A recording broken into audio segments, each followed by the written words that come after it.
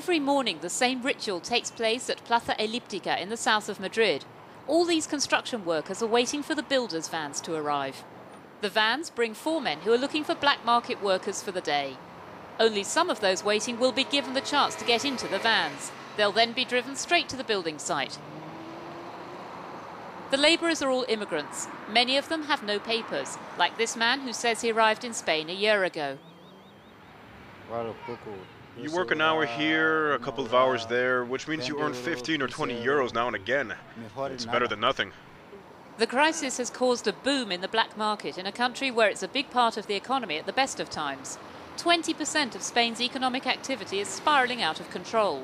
By comparing different indicators like the rate of unemployment and the number of those signed on to Social Security, experts calculate that some 80,000 people have gone on to undeclared income just in the past 12 months. The situation is sparking tension, particularly in the building sector. Unemployed Spanish workers are furious. Emilio, a tile layer who's been out of work for several months, says that these practices are hindering him from getting back into the job market. They work for half the wages we do. They get 15 euros and a sandwich for a day's work. And the immigrants do it. They agree to work for that. I'm not against them. I'm not racist. But I want to be able to make a living in my own country, too. Back at Plaza Elíptica at 6:30 in the morning, rush hour. We've been able to shoot some transactions with a hidden camera. The employer in the green sweater is making this labourer sign some papers. The workman realises that the so-called contract is unrelated to the labour he's being hired to do. Voices are raised, but the labourer ends up getting into the van anyway.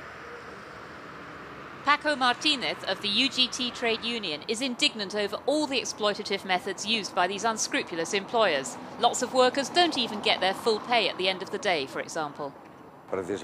Even the immigration police agree that the mafia is behind the employers who hire labor like this. There are no proper contracts, I can tell you that for sure. The employers get away with lying to the laborers because they're immigrants who don't understand our laws. They even promise to help them get their papers sorted out, but it's all lies. According to this union official, current law in Spain doesn't allow for much comeback against these practices. There's only a work inspection when a specific case is reported and backed up by witness evidence. That's hard to come by when you're dealing with a clandestine community which naturally avoids all contact with the authorities.